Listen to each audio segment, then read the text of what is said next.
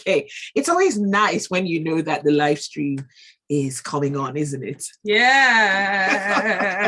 Hello, Lagos. Good morning, Irabor. Good morning, Zibby. Good morning, Happy Valentine's Day. Oh, wow. Good morning, Zibby. Good morning, Jumoke. Good morning. What are you feeling today for Valentine's?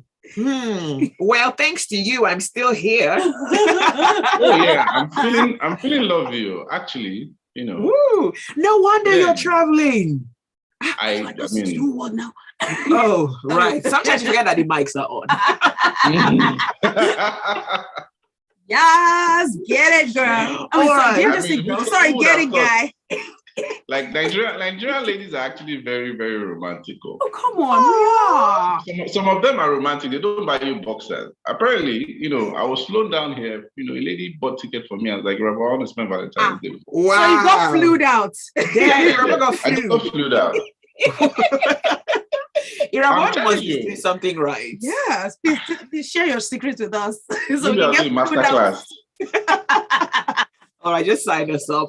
Well, good morning and welcome to The Grapevine. As always, we want you to let us know what your thoughts are. Join the conversation. The WhatsApp number is 0809 4440981. You can also tweet at Smooth981. And we're streaming this live as well, so you can catch the live stream on YouTube and put a comment on there as well. So let's get into the first story. And this one, Burna Boy, again, it just seems like he's having a bit of a good time, minus the Grammys, but he's just won the Sound City MVP Awards. And this award held over the weekend.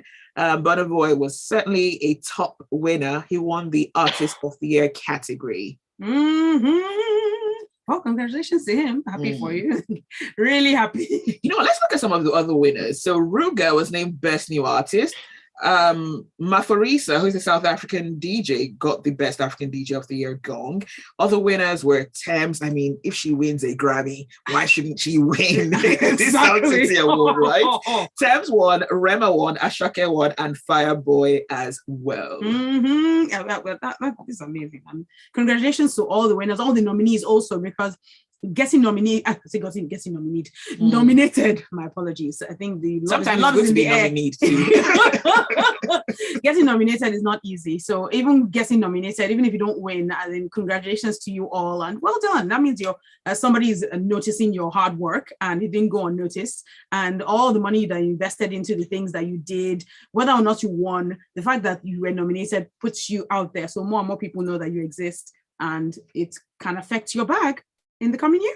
Wow, Jumoke, you are so nice. Aww. This is the kind of speech that people need to hear when they don't win. It's the truth, actually. Even the Grammy win, Grammy nomination, wow. Right. It's not easy to be nominated for Grammys. So it's not easy. I mean, there's a lot of talented people out there. Yeah. It's nice to hear this coming from Jumoke, because Jumoke is in the industry. Jumoke knows how it goes. I mean, I don't know Jumoke musically, but I know her when it comes to drama, acting, and all that. Yeah. So, I mean, it's lovely to see that we have several award shows that honor these artists, because now it's not only just Two-Face or D'banj that we have. Remember before, if you're going to mention Nigerian artists, I think you were just going to be able to mention about 6. And that's about it. But now you're able to mention Ruga, you're able to mention Thames, Rema, Ashake, Fireboy, Joe Boy. I mean, it's a lot of people. Burna Boy, Whiskey, Davido. And these are guys who are great in their own respect. And we are breaking boundaries. We are winning Grammys. We're getting nominated for the Oscars. Yes, Thames. Thanks for winning on behalf of us. I'm really hoping that, in March, Thames wins that Oscar. I mean, that would just be beautiful to see. Because she'll be on her way to EGOTing. Yes, now I mean it's just set her apart, and let people know that okay, this ceiling, this breakthrough that we're looking for, we can do it outside and we can also do it inside, because we still have a lot of work to do inside. I mean, I'm hoping that we have such awards like the MVP awards, and getting these categories, these guys, this form of encouragement really, it pushes them to want to strive for better. And when other people who are coming into the industry see that these guys are winning several awards for great work, great quality work. It's not just recognition for nonsense. It's great quality work. So I'm happy for Ruga. I mean, that song was fire with Kiss Daniel. And the fact that Ashake has just been blazing the trail. Burna Boy is still winning, awards. Thames is just, firing on all cylinders. If you notice, each and every one of them are just winning in different respects. Like, this one is doing this, person is doing this. Everybody's just winning at the end of the day. Everybody's getting paid. So I'm happy. I'm so happy for everybody. Speaking about Ashake, do you know someone called Alexis Sky? Yes, I do. Okay, Irabor, do you know Alexis Sky? Okay, she's one of these Instagram people. Oh, okay. Oh, okay. Yeah. Okay, somebody else. Okay. Yes. So apparently that might be his new boo thing. Ooh. She's African American and she's been in the industry, around the industry as well. And so maybe Ashake has found LOVE. Let's just sit down and be waiting. Hopefully nothing will leak. You know what I mean? Let's wait and see. Okay. All right. So let's talk about filming for a new movie that has just started. Now, this movie is it's a sequel more like to The Breaded Life. And that movie starred Timini Egbuson and Bimbo Ademoye. Now, Timini has posted pictures on his Instagram and he's indicated that filming for this new movie has started. Is it something based on the previous one? Would you be excited to see it? Well, I missed it when it was in the cinemas, when it came out in the cinemas, but thank God for Netflix. Oh, God bless you, Netflix. I think I was able to catch up on all the movies that I missed. I've been missing at the cinemas. So I liked the story. It was very original, very different from what is the normal fare. And to see Timini play that such a colorful character that had these many branches to him, to see him carry things on his head in the market. I mean, it blew me away. I was like, wow, fine boy Timini, who only plays rich little boy, rich, I think, the uncle that is enjoying himself, fresh all the time, never to be caught on fresh, was carrying pong pong on his head and carrying, okay, sorry, I apologize. Was carrying, a bag of flour on his head in the market and doing what market these people that carry loads. So he was a hustler. Yes, a street hustler. He did the work. So, and I also loved Bimbo's character because she introduced a lot of Nigerians, even Lagosians, to a particular to Badagry, basically the Badagry accent, Badagry Yoruba, the Badagry everything. And a lot of us that have lived in Lagos for a very long time don't really know much about the Badagry side of Lagos, and so we take it for granted.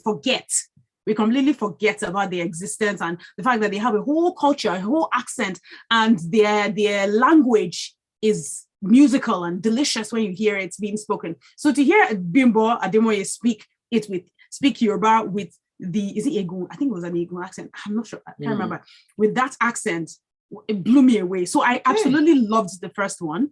But I'm trying to see how because the way the story ended, the first one ended, I'm very, very curious to see how Biodun Stevens intends to take what direction she takes the story this time for the sequel. I'm very curious. So out of curiosity, I would watch it, but I absolutely loved the first one. All right, Irabor? There's a lot I want to say about this movie because first off, it was executive produced by an independent filmmaker, Tara Ajibulu. She's an everyday 95er, and she branched into filmmaking. And for the first film that she released, did well at the box office. It has made it to Netflix and it has gone to other streaming services. I think it's even in the airplanes, some flights. Yes. And yes. Yeah. So for the fact that Biodun is a great writer and AMVCA winner for great writing for the movie Introducing the Kujus, I'm open to sequels. At the end of the day, it all boils down to the writing and the implementation. So kudos to the guys. Kudos to the fact that they're still able to get Timini. They're still able to get Bimbo Ademoye. Timini is an AMVCA winner for Best Actor, and Bimbo Ademoye rocks with the best of them. You cannot even compete. So she's a very versatile actor. That's why she's able to pull off a language, like that in a film. She also did that with Ineka, the Pretty Serpent. And this is somebody who hired a coach to teach her how to speak Igbo for that movie. And also this one, she had to with bread sellers. So you see that Nollywood people now are, the ones that are serious enough, are going deep into that bag to be able to bring out quality performances, and they're doing their research. So I'm so happy to see this sequel coming through because they did mention it, I think last year, that they were looking to do it while they followed up with a second movie that went to cinema. So I'm loving the fact that you have independent people coming through and still doing things beyond. You remember we just mentioned about music now, saying about 10 years ago, you'd only speak about Two-Face or the band or some people. Now, if you look at it, you don't only have Kunle Afolayan. For those who are movie buffs, you would know certain people. They don't really have only Kunle Afolayan. You have the Tara Ajikus, you have the Biono Stevens, you have the Kayode Kasums, you have the AK Masons, these new guys, the Yemi Morafas, and cool. There are plenty, the Fee Gambos, the guys who did the weight. You have so many people, Ramsey Noah is also there, like Chris Odez, like there are a lot of people, and I'm hoping that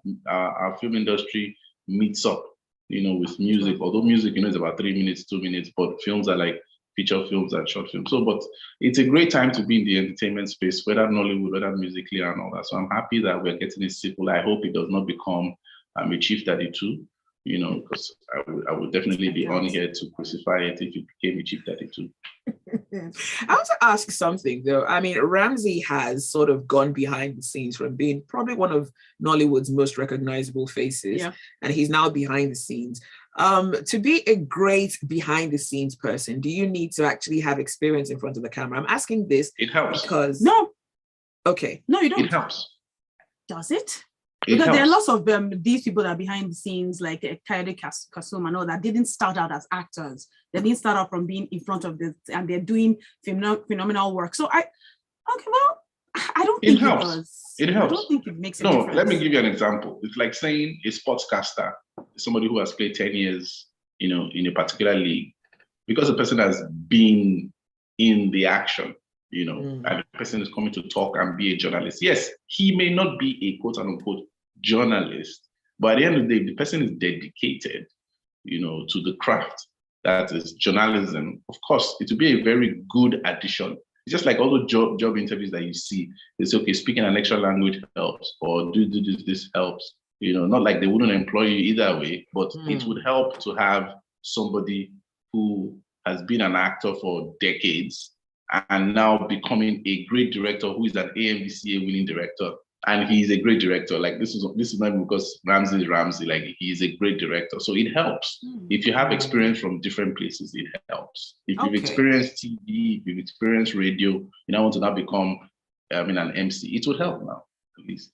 Okay, I'm asking this because I saw a video clip from Yule Doche's Instagram, and he was shooting a movie with his father, Peter Doche, and he put a long post underneath, I believe, and he said that when he first produced a movie ages ago, his father told him to stop and become an actor, and now he's grown, and his dad was in that video saying, "Oh, you're doing a good job," and all. I mean, parents always encourage their kids, right? Not all parents. Okay, most decent parents would encourage their kids, but I just wanted to know if perhaps Mr. Edoche's advice has made you a better producer. Well, okay. Yeah, let me add one more thing to it. It's just like with Snoop Dogg and his daughter. She wanted to sing at a particular time, and Snoop Dogg actually told her, I said, "Man, baby girl, if this is what you're singing right now, it's not going to fly." So she went back, took training, and now she's better. So I always am for parents telling the truth to their children, let them know, so that they don't carry their big heads going out there and thinking they're the main thing and nothing. All right. Speaking about that, though, his daughter's amazing, Irabor. I agree. We've actually got some music from Corey on here. Oh, really? So maybe we'll find some time to slip one into the show. Let's take a quick break, and when we return, we'll continue the conversation. This is The Grapevine on Smooth 98.1. La la la la la la. Okay. Like I knew when that girl was a baby, like not a baby, when she was really young. Snoop's daughter. Man, yeah, she's getting married now. Yeah, she has Snoop herself. Yeah, she does. Does she have a child now also? No, I know his sons have been having kids since they were like 12. Why are you like this? No, the firstborn, Cordell. Sorry, which one is Cordell? Which one is Cordell? I think Cordell is the first one that's been having children since that the second one was a professional, and is he not footballer or basketball player? NFL, yeah. He did play college football as he really.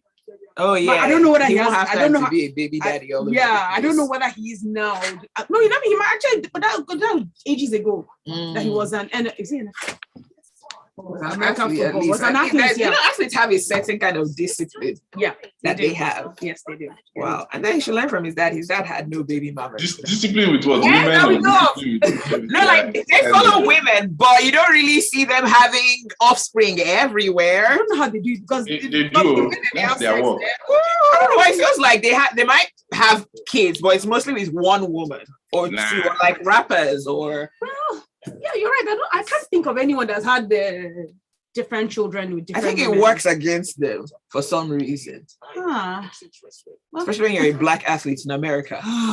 Everyone likes a trend where they do one woman, one woman giving birth to all their kids. It's not. It wasn't like that before. Now they are becoming more financially literate, trying to see that if you spread your seeds around, you're going to be paying child support. Serious? So they should have wisdom. They should continue to be spreading like they're spreading chocolate spread. They're not serious. Oh, maybe I'm looking at me funny. So that's something else. A lot of men need to know that spreading your seed everywhere is not. It's an expensive venture. It's an expensive venture. Doesn't mean you have sense. Especially when you're in a country that is actually going to make sure you pay what you owe or force you to pay. Exactly. All right, we're going on in 17. Oh, we're halfway there. So which one are we talking about next? AKA. AKA, okay. It's like an abbreviation. Use the abbreviation. Smooth 98.1. Love music, love life. This is the Grapevine. Zibby, Jumoke, and Irabor on the show this Tuesday morning. All right. As always, we want to read your messages. The WhatsApp number is 0809 444 0981. And you can also tweet at smooth981. Tayo says, Nollywood, like a jungle, is gradually maturing. All right. Not so great news coming from South Africa. And this has to do with the untimely passing, or let's just call it the murder of the South African rapper AKA, and I believe he was probably one of the two biggest artists or two biggest rappers from South Africa. Yeah. And it was reported that he was shot dead while out in Durban. His family has released a statement expressing the sadness that they feel at the loss of their son. Actually, I thought that Johannesburg was the place that's the place that's been most notorious for crime and all sorts of murders and all of that. I mean, that was it not in Johannesburg that Lucky Dube was also killed as he was shot there about the late great Lucky Dube. He was shot because someone thought he was Nigerian. What? Yeah. That part I didn't know. Yes, oh my in court, goodness. one of the accused thought that was a valid defense. Oh my goodness, I know, but. So it breaks my heart because Durban is one of the places that South Africa, touts as a place to go as a tourist. There's the Cape. The beauty of places like that is what is always put out in the media. So to hear that, it's heartbreaking. I mean, nobody deserves to die young. Nobody deserves to. In fact, if good people could live forever, I would be all for it. So it broke my heart the way the way he was killed or gunned down, and the fact that his child is not going to have him to grow up with, And we have to bear in mind that he wasn't the only one that was killed. Also, his best friend, former manager, was by his side, Tebelo, and he too was shot too. From what I gathered yesterday when I put it on my news, these two men came from nowhere and shot them point blank. But when the news first broke, they made it seem like it was a drive-by, like he was standing in front of a club and that looked like a straight-up assassination. It was an assassination. And that was too obvious because these people came up to them when they were walking to their car from the nightclub and shot them both point blank.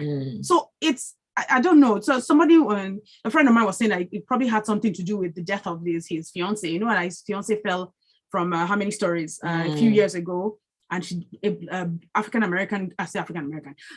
South African girl that fell and died through mysterious circumstances. Still today, we don't even know how come. There were rumors that she was drunk and they were partying or something. So there are rumors that it had to do with that. Maybe somebody sent them to kill him, and the best friend was just collateral damage. But no matter what the reason is, it's heartbreaking, even though AKA had a love-hate relationship with Nigeria. But the song Fela in Versace, I like singing the song. I do like singing the song, and I like some kinds of rap, right? But it's not my, I don't know, my repertoire is not, yeah. All right, Irabor, what do you think about this? See, this is a broad spectrum thought.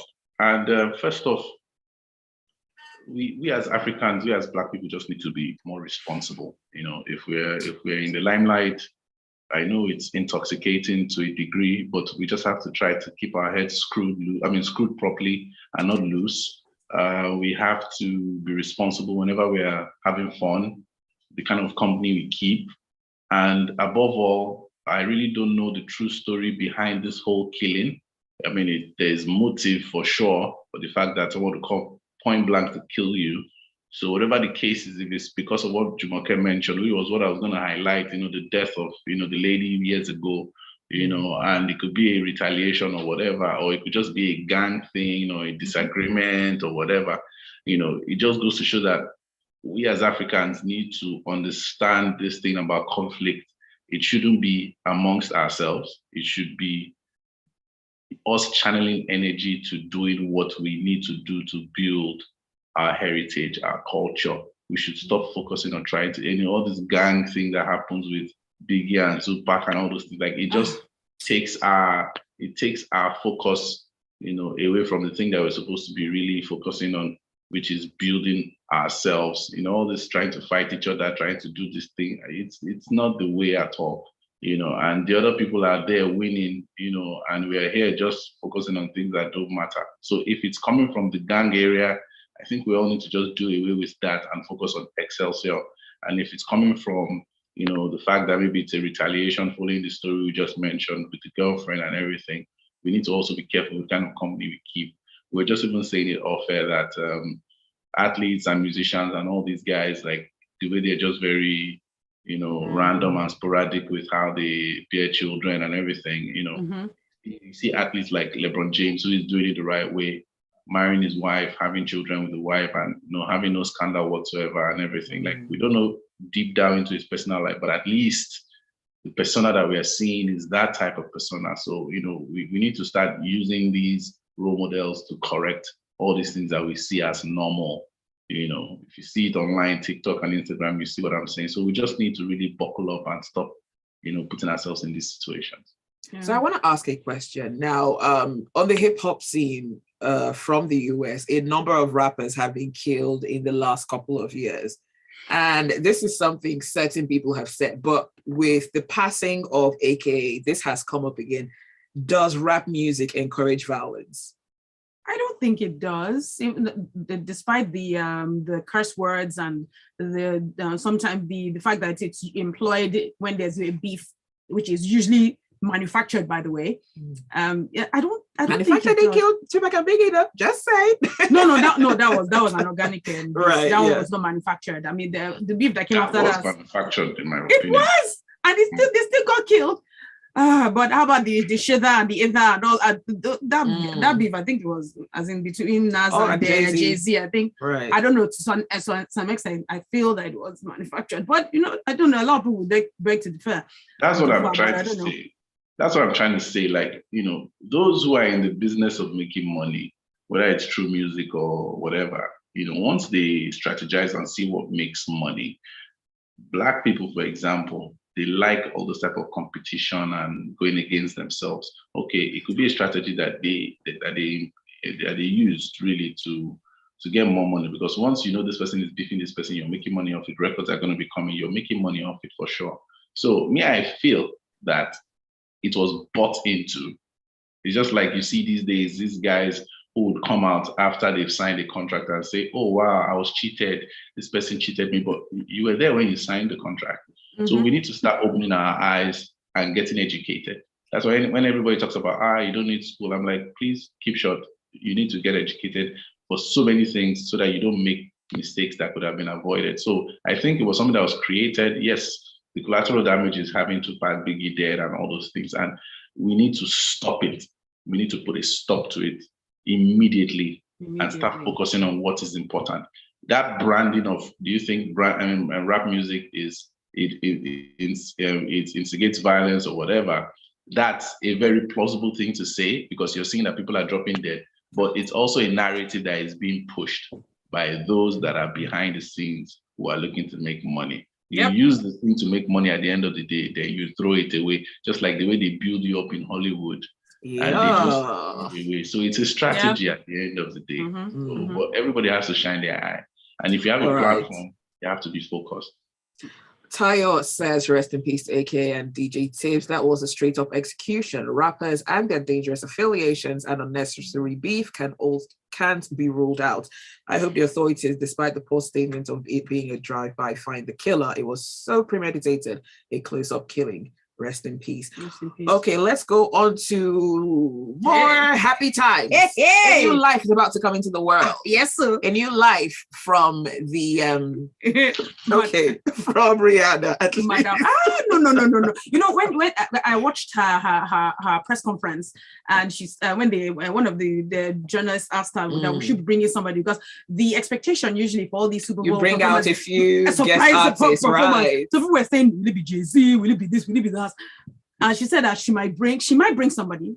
She might. She doesn't know. She doesn't know yet. We didn't know that if somebody is already inside in her. And what she wore that day was was a poofy. Well, we didn't see any things that we just thought that, okay, how many months postpartum? She's probably still not confident about her body yet. And that's why she wasn't really not confident about her body. Never. That's what I told myself when she came out with the huge, I think bomber jacket and something. I was like, why is she wearing? Anyway, no. It's surprised when I saw, and then she wore red again, so that no matter how far away you are, you see her. That is Rihanna and the child. And I'm like, it's wise. I think from a fertility point of view, it's wise to have as many of your children as you can while you're young. As in, from a young person, from a young fertile woman's point of view. But I surprised me. Madam didn't waste time. Maybe she wants to have all her children ASAP and then be done with it and then move on. I think Rihanna might be ready to retire from music. I think so too. Just saying. Irabor, what do you think? Rihanna, Super Bowl, new baby? Yes, it's great. I mean, I love babies. So she's doing it with one man. Again, kudos. This one is getting flued out. I know. Valentine's Day. Irabor might just come back with a gift. Yes, nice. We will come visiting. So see, Rihanna, with everything that she has been through, from when she came into the industry and all that. I mean, Nicki, Rihanna, and Cardi B and all these ladies are seeing that, yes, it's great to make money, it's great to, sell markets and all those things, but at the end of the day, family is what's important. So I'm happy for her. I'm happy that she has used the Super Bowl to sell more of her Fenty, and she's going to do more with that. And she's going to get more, followers and likes and everything. But at the end of the day, she's getting a very key addition, another child.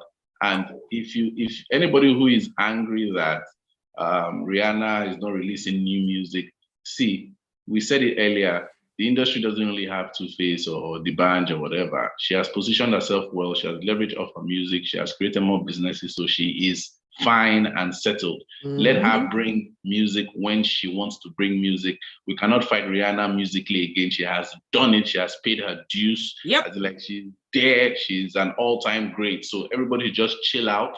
It is no more her time at this point. She has even done Lift Me Up. It's nominated for an Oscar, so she can come in and go out and come in and go out. Wow.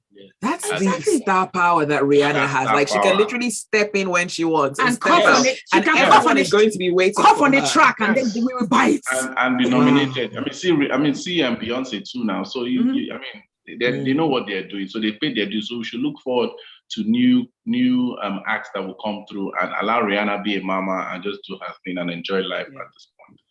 Speaking about being a mama, I think because Rihanna is such a savvy businesswoman, she might actually be looking to create a range of fashion for expecting mothers or young children. That would be something. Yes. That would really be amazing. Yeah. She should actually take advantage of that.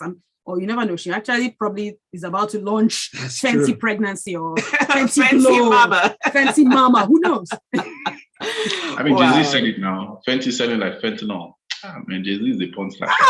Wow, that fella. that fella, I think he's taking things a bit too far with that whole last supper thing. But okay, that's just when I was waxing last week about everybody praying and bathing with anointed oil, and you people say, Irabor went to church before he came to the show. I recognized it too. Irabor is back. Yes. Oh wow. That's what they said, waxing. Our minds we are thinking of a different kind of waxing. It's like a fluid out waxing, but like, waxing, like going on that order. Okay. All right. Well, that is all the time that we have this morning. Thank you for listening, and thank you to my co-hosts Jumoke and Irabor as well. Always a pleasure. All right, thank you, and have a brilliant day ahead. Do stay with us. There's a lot more to come on the Smooth Breakfast. Lagos, we're talking from 9 a.m. right here on Smooth Breakfast. All righty. I heard it through the grapevine. Irabor, have a good time. Bye.